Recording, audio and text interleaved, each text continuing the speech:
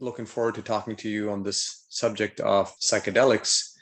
And very briefly, my own kind of introduction to psychedelic as a tool for exploring consciousness was earlier happened through studying Stanislav Grof, who you might have heard of, who was a psychotherapist. Now he's in his 80s and developed the holotropic breath work. And before the 70s, before the war on drugs, he studied LSD meticulously. And I think he did about 3,000 sessions of LSD on various patients and took copious notes and has written a lot of books. And at least in the West, I think he's considered a pioneer in describing the various levels of consciousness and impacts and potentials of psychedelic therapy. And more recently, there is a huge resurgence. After all this war on drugs, where everything was put under the rug, there is a resurgence now in the use of psychedelics like psilocybin, LSD, MDMA, ayahuasca, and it's all over in pretty much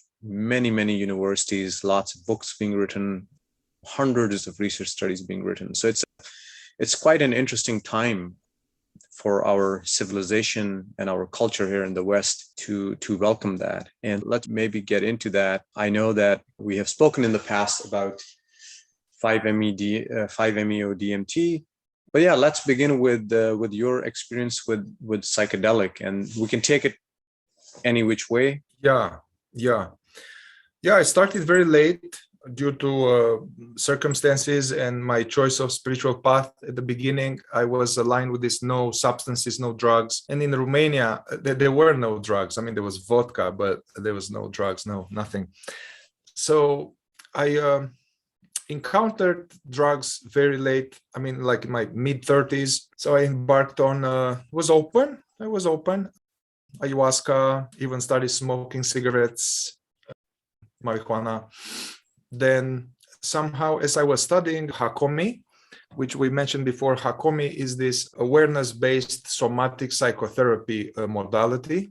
And it's a wonderful modality, cutting-edge psychotherapeutic modality. It's kind of almost becoming mainstream now. So when I was studying that, some of my peers there, they were well-versed in using MDMA or mushroom for therapeutical purposes, for processing trauma and wounds and stuff like that. So some of my peers, they introduced me to that, and I had some very intentional sessions, which is ideal. Basically, my exposure to MDMA and mushroom was the first times were in intentional therapeutical journeys rather than in a club or with alcohol or with all kind of people. So I was blown away by them in some way. It brought a lot of pain, a lot of hidden, repressed trauma information, attachment, wound, abandonment, rejection. It brought this kind of, it's called somatic information, pain body, that I guess is trapped in our cells, in our organs, that it's so buried.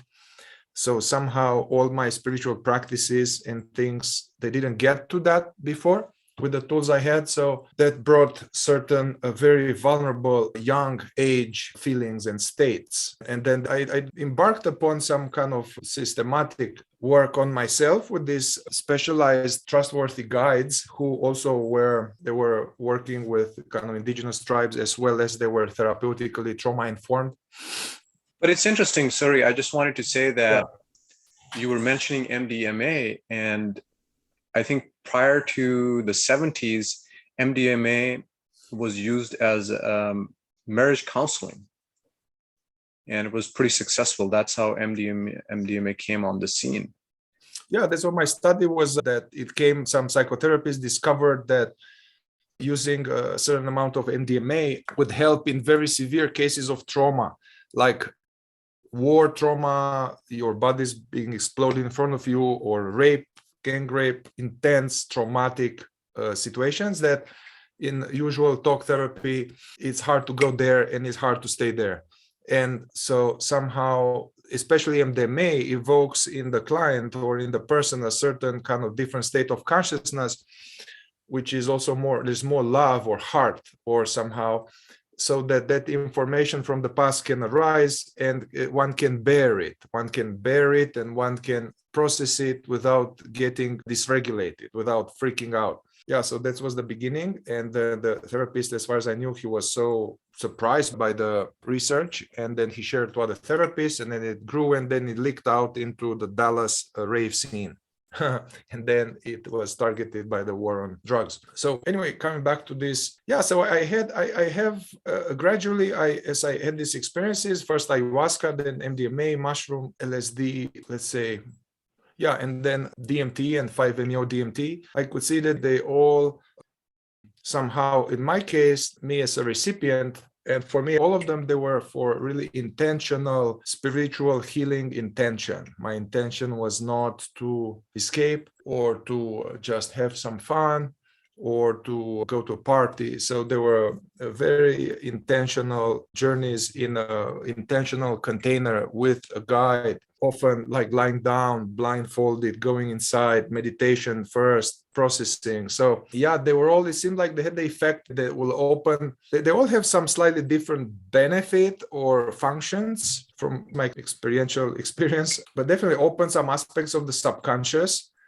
and helped. I work with, with people in the regular state, and there's this mechanism of repression. In order to survive, we needed to adapt to how our parents were. And so for many of us, it wasn't okay to be angry. It wasn't okay to be sad. It wasn't okay to be afraid. It wasn't okay to be authentic. It wasn't okay to be joyful.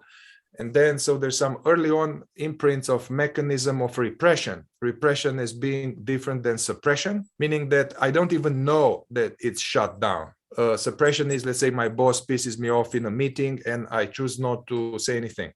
So I'm conscious of what I'm doing. Repression is that I don't even know that there's a huge amount of grief and huge amount of fear that is there, pushed down. I don't even know I have it. It's for 30 years, and then it goes into some kind of autoimmune disorder or some cancer or something. So what I noticed that these substances, they will bring that in a way, little by little, different aspects, sometimes without thoughts, just the actual pain body state, sometimes with thoughts. And it helped because in my understanding, there's this pain body. It's hard to be okay, to enjoy the present, to even enjoy the benefits if we had some type of awakening, like we realize our true nature or had glimpses of it. We think we are good. But from my experience, as long as there's a lot of pain body or this deficiency beliefs, unworthy, unlovable, not safe, can't express, I have to hide, traumas, unprocessed stuff, as long as these are in the body, it's hard to enjoy life. So there's part of the healing or awakening is to discharge that. So that information is hidden, come to consciousness, and it's seen. There's a release of feelings. There's a seeing of a belief which is seen as faulty. And there's it's a diminishing of that suffering. Yeah. That's quite fascinating. And earlier we did talk about it from a psychotherapy and trauma-informed view. And yeah, it's amazing how I see in my own experience as well that these hidden traumas, as you said, or repressed stuff. In the West, we don't have so much maps, but in a lot of older traditions, there are these tremendous maps of stuff that's buried, and it's already assumed in that culture, the culture itself. There are cultures that are already informed about these repressions of karma or reincarnation, and they have various models or modalities to at least acknowledge that. I say that in comparison to the West, where oftentimes there isn't any model to, even as you said, it's not okay for us to be authentic in front of our parents or outside when we go outside to express our fears and anger and resentment. And more I see that in cultures like India or other ancient cultures, if you just start yelling or have kind of like a nervous breakdown, it's not even considered a nervous breakdown. It's like, it's okay to do that. Yeah. And it's considered a good thing often. So do you think that these traumas that often we work on in normal spiritual modalities, such as meditation and such, do you think that they can come to bear? Or would you say that psychedelics really provide a unique opportunity to bring them to the surface? Personally, I find that meditation and self-inquiry, or this, let's say, from the non-dual direct path, or even, let's say, Buddhist Zen path, these exercises and contemplations, they are not designed for dealing with trauma. And although incidentally or accidentally, they might release certain layers of it, they are not even going there. Yeah, they are not even going there. I've seen this in myself. I've seen this by attending many satsangs, this kind of satsangs as being these spiritual encounters with realized masters. Also in Hakomi training, I've done about 4 years, 2 years, and then I assisted the training. There were many Zen priests, Zen monks, people, meditators coming who were gung-ho on Buddha nature. And many of them had this realization. They were sitting there for a long time, and then they started shaking and having all kind of things. And they realized they need to do some other type of work that is more skilled and effective, targeting trauma. So now, at the same time, there are a huge amount of benefits of meditation and healthy spirituality and this kind of stuff. So I'm not saying, hey, don't do that. I'm still meditating and doing guided meditation with my therapy clients each time. There's other benefits for that, to prepare for processing trauma, to prepare ability to witness, but in terms of the actual trauma is hidden, trauma is repressed. So it needs specialized skills to even bring it up, and then it needs specialized skills to process it in a tolerable way. And it's hard. People are busy. You come to a therapist for 1 hour, then you have to leave. It's hard in our days like that. So I like actually some of the stuff that you're saying, because it seems like it's what you're indicating is that it's a two-pronged approach, is that all the meditative practices and the yogas can prepare one to hold deeper experiences and face deeper trauma. Yes. I've been also, as I was earlier before the podcast, as we were talking, I was mentioning that I've been reading this book or work of this religious theologian and philosopher, Christopher Bosch, who has written a book called LSD and the Mind of the Universe. And he talks about some of the perils of psychedelics and the benefits of combining traditional practice with exploring medicine. And one of the aspects is what you said, is preparing yourself to experience deeper states. But he also talks about the subtle body and the idea of vibration, that at higher vibrations, the body has to be able to hold that information and vibration. And if it can't, then it will get re-traumatized or even damaged. And anyway, so I just kind of wanted to say that's my experience as well. Yeah, so you threw me a bunch of balls here, so I want to answer them. Take anyone. Ball here. Let's see here. I find indeed that the use of certain medicines, which are done, supervised by somebody that has done their work and they are trained, not some wannabe shaman or some new agey wannabe hippie shaman or some corrupt shaman from the Amazon. So not that. So it's important who you do it with, somebody who is trained and who has done their work. It doesn't have to be perfect, doesn't have to be Jesus Christ, but just honest, doing his work. So with somebody like that and in an intentional container, I find it that is actually helpful and a shortcut towards liberating ourselves from certain aspect of the pain body. Liberating not by transcending it, but by feeling it deeply.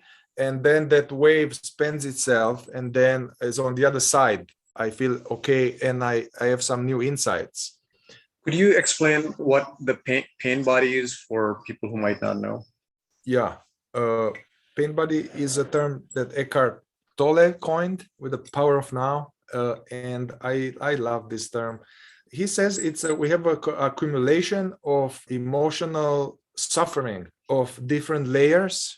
First, there's a childhood suffering of our own, childhood suffering, wounds and hurts and fears. And now on top of that, all these traumas, then after trauma, what happens is that it's not just, there was shocking and I'm okay. It was more like, no, it was shocking. And now I believe that I'm not safe, or I believe that I'm unlovable. So there's added layer of belief on top of the trauma, which is painful. That is a painful thought. Now that this is more pain body, Now they say that we inherit some of their emotional unresolved suffering of our parents and all of our ancestors, together with the resilience, of course, and all the qualities. Usually they don't speak about that, but it's worth to be said. Also, the pain body of a certain historical geographical location. Let's say with the Ukraine now, and in the West, in the East, they say it's more pain body in the former Soviet, in all that Eastern Bloc, Auschwitz, Germany, Israel, or in America, the genocide of the American Indians and oppression and with African American. So all of these are also part of the pain body. And then, if we go to, let's say, karmic pain body, which is hard to verify, but, trustworthy sources talk about it. So pain from other lifetime, unresolved stuff, this creates like a storm cloud, as our teacher Francis Lucille, the party pooper. It's a party pooper. The life being a party, and the pain body is a party pooper. Also, since we talk about Francis, any aspect of the pain body has a sense of separation in it. It's like, oh, I'm me alone, me unworthy, me broken. So the pain body has this strong flavor of I'm a separate individual, abandoned, left, so that is the veil, as they call in Sufis, that they're hard to see the oneness, hard to see the oneness if there's a lot of this separate me pain inside. That's about the pain body. Thank you for explaining that. And I think that gives us a big context as we talk about other psychedelics. There is a lot of plant medicines out there. And as I was saying earlier, maybe people who are listening to this, they know this already, that there are many cultures who are very informed with these, particularly Latin American countries and countries of the Amazon have been working with plant medicines for thousands upon thousands of years. And that's a mystery itself as to how they came to discover these plants and have this connection with nature, where there was this kind of oneness, and they were working with these plants from eras gone by. Do you have any thoughts on the differences in different plant medicines, whether it's ayahuasca or MDMA, LSD, 5-MeO-DMT? And we do want to get to 5-MeO-DMT, but I just wanted to see if you see any differences in utilities. Yeah. Also, another boulder through me before, which I guess is connected to what you're talking now. So I discovered with these sub-medicines is that there's an aspect of it goes deep in and pulls out some of your pain, so you have less of it.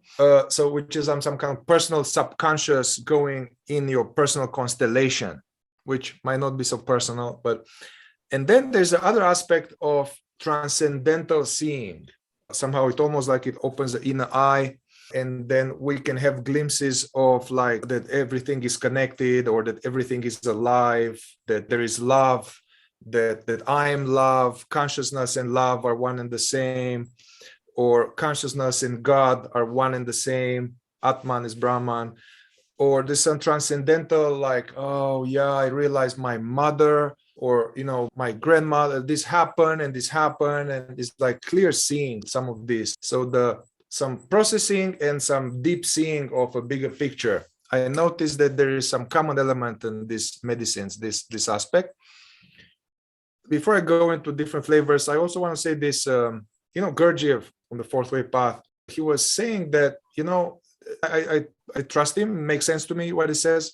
It makes sense to use these medicines, as I said, supervised intentionally in the context of a spiritual path, and then in the meaning that there is spiritual work or healing work happening before and after. So the so-called integration, then one will milk much more benefit from it.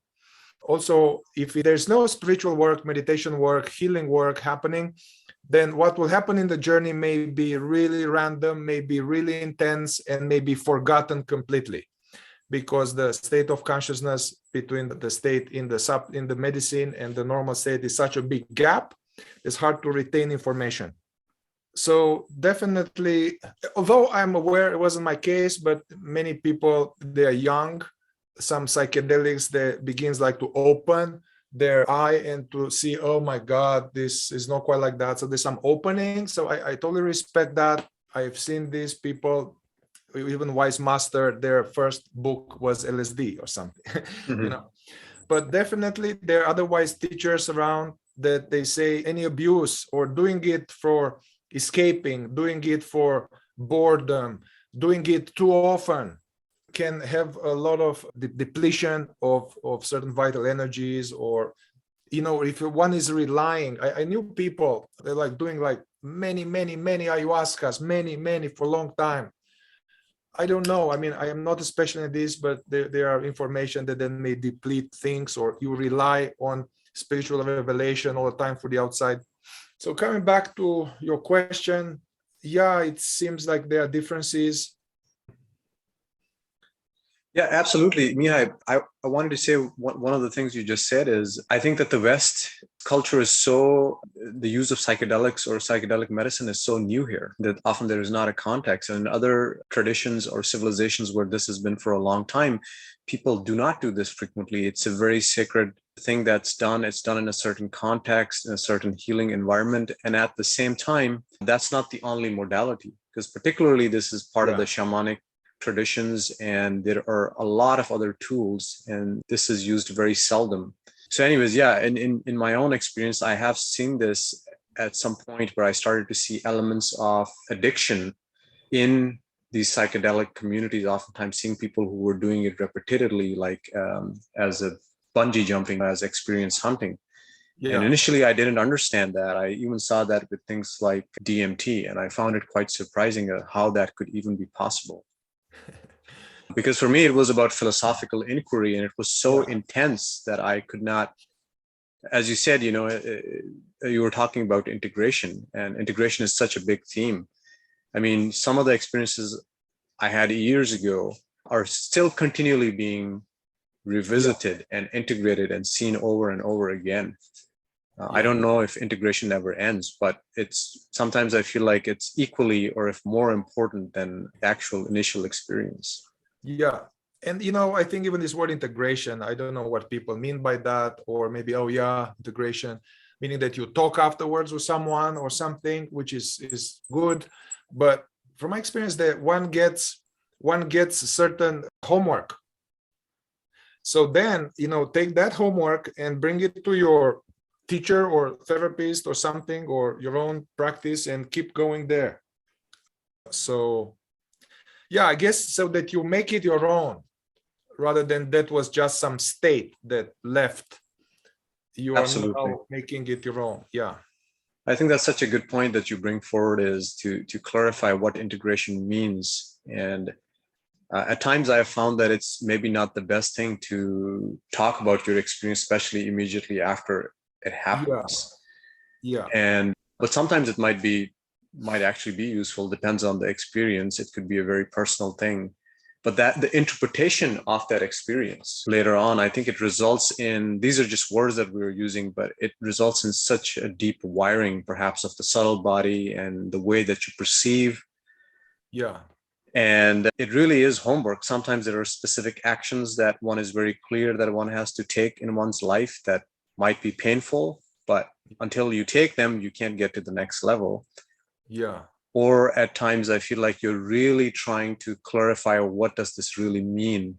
And that's where your spiritual guides and your spiritual teachers and therapists and friends come in handy to continuously revise the interpretation. And sometimes there can be more than one. That's sometimes I've experienced that. You have multiple interpretations that are useful. Well, going back to what you are saying, like the different flavors or different benefits, I'm trying to answer that. At the same time, it just hit me that I think depends where we are at in our spiritual process. The medicine will affect differently where we are at with our practice, where we are at with the intention. So it's not like a cookie cutter.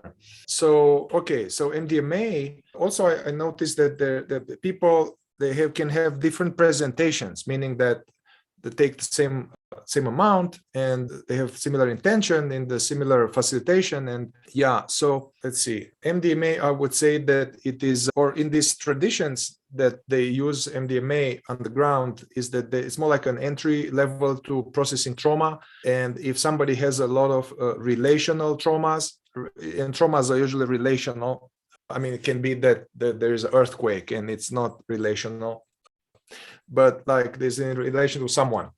So this deep hurt, abuse, rape, loss, deep, prolonged developmental trauma in childhood, so stuff like that. So that helps to bring that up in a way that is tolerable. And it's interesting, for some people, it can bring that event. It's almost like a wise grandma. It shows you the event, and then it's like, hey, but it wasn't quite how you interpreted it. It doesn't mean that. You are okay. It's going to be okay. And somehow there's like a, and then, being done completely with that spinning unresolved thing. For other people, so in these cases, for people like that, there's less emotional content. It's almost like anesthesia of what's happening. Some other people, what I notice, people have so-called, let's say, relational wounds, this kind of loss, orphanage, abandonment. That seems to, what seems to happen is that it brings a certain field of love for everybody, a certain field of like love and deep energy, let's say. And then that evokes also from our subconscious everything that is not aligned with love. So it brings blocks to love. So I notice with some people, it brings deep feelings, so they may cry for hours or something. So I say this is not the usual use of MDMA that you go to a club and so that's how you do it. It changes everything, because I never done it like that. I even tried to do it like that as for fun. After I've done it therapeutically, I said, okay, well, it's New Year. I will just take a little bit. It's nice. Come on. I was just there, people dancing, and I would be like, oh, I need to meditate. I need to go inside. I need to sit. Something is coming up. So once you do it for good reasons, it can't do the same thing for fun. So yeah, and actually, Mihai, sorry to interrupt you, but you raised this really good point, which is a deep insight, I think, of these two things that you mentioned. One is to revisit a trauma and the old grandma is there and you reinterpret it and it's not a problem, and all this energy that was stuck, as earlier you were saying, energy that's repressed and you don't even know it's repressed for the past 30 years. Yeah. All of a sudden now you have this more fuel to do stuff in your life, to live your life. Yeah. The other aspect that you're mentioning is that instead of revisiting something that was repressed, you have a glimpse of deep love, and something that was not in alignment with that love is now taken care of without actually bringing stuff up and seeing that. And no, it brings it up. It brings it up too. I mean, both options that you described, also we have no control. The option that, let's say, there's a field of love and then something comes up, some unpleasant feeling or something, or some unpleasant sensation, which is something that's not aligned with the field of love, is pushed to the surface. But one can still see what that is sooner or later. And also I was saying that one doesn't have a choice, like, oh, I think I will do the variation of trauma processing, or, today I will do more like transcendental seeing of the beauty of God. Doesn't work like that. You're just taking the medicine and whatever. It seems like there's interaction between the medicine and our consciousness.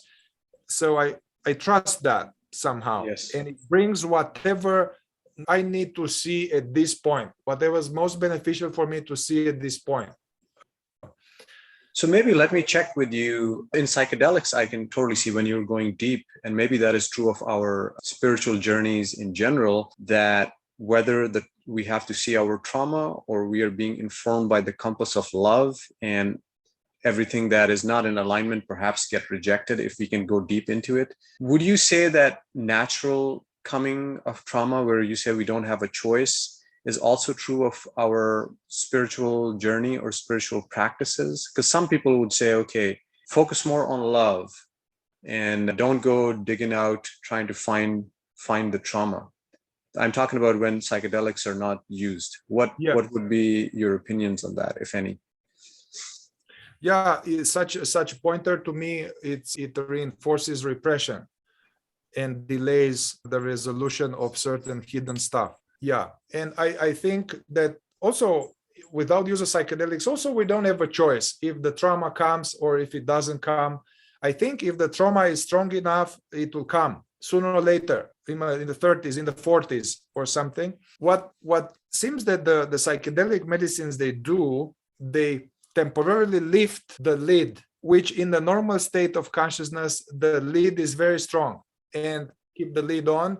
And some of our spiritual techniques, maybe they help to keep the lid on unwittingly, especially these practices where I witnessing things come and go, comes and it goes, or even practices like, okay, just now, a thought come, like to snuff away content to be into just empty just now. That one especially contributes to things. The one with welcoming and allowing thoughts, feelings, sensation, it's much more useful, it's helpful.